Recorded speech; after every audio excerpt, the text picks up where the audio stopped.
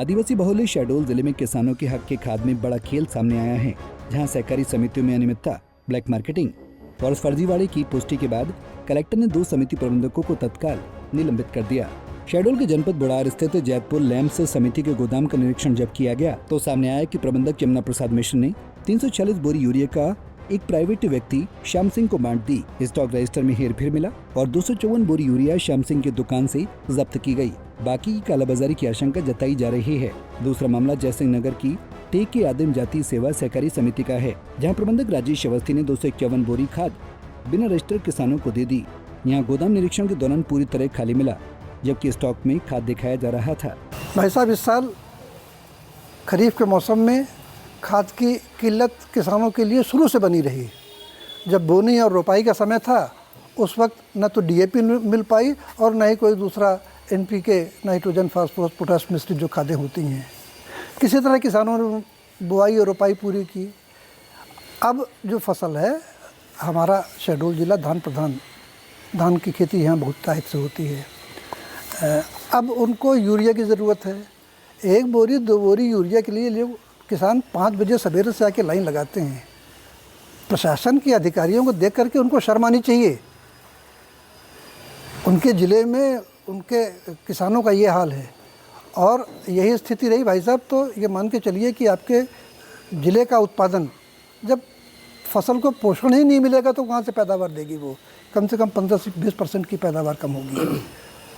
इसके पीछे की वजह क्या मानते हैं? वजह इनकी विफलता है। इनका कैलकुलेशन ठीक नहीं रहा, इनका आंकलन ठीक नहीं रहा। और वजह ये भी एक सबसे बड़ी है कि यहाँ के किसान बहुत सीधे हैं।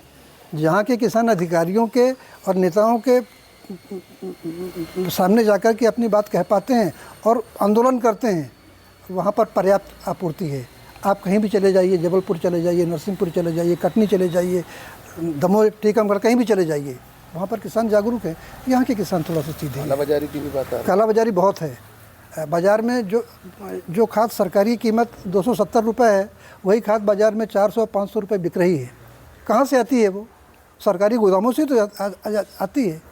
किसानों ने साफ चेतावनी देते हुए कहा कि किसानों के हक का खाद या जनता का राशन हड़पने वालों को बख्शा नहीं जाएगा।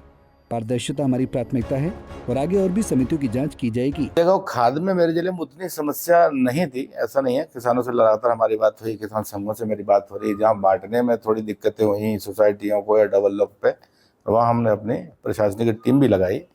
हमारे तहसीलदार एसडीएम ने लगातार उसको विजिट किया। फिर भी 2 सोसाइटियाँ जहाँ मुझे लगी उन्होंने खाद का ठीक से उन्होंने स्टॉक संधारित नहीं किया, वितरण व्यवस्था उनके पास अच्छी नहीं पाई गई। तो मुझे लगा कि भाई इन्होंने जो गैप हमको मिला, इसलिए मैंने 2 के खिलाफ कार्रवाई करी है। एक हमारा जयसिंह नगर में तय की है और एक जैतपुर में प्रॉपर सोसाइटी के खिलाफ हमने कार्रवाई की। जैतपुर में 826 बोरियों का रिकॉर्ड नहीं मिला है खाद का।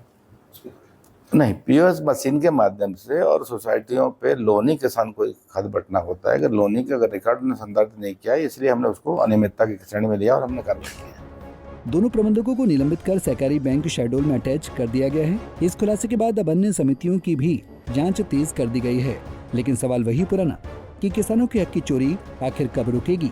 शहडोल से पंजाब केसरी के लिए कैलाश लालवानी की रिपोर्ट। हमसे जुड़े रहने के लिए हमारे YouTube चैनल को सब्सक्राइब करें और नई वीडियो की नोटिफिकेशन के लिए बेल आइकॉन को दबाएं। अगर आप ये वीडियो Facebook पर देख रहे हैं तो लाइक जरूर करें और ज्यादा से ज्यादा शेयर करें। धन्यवाद।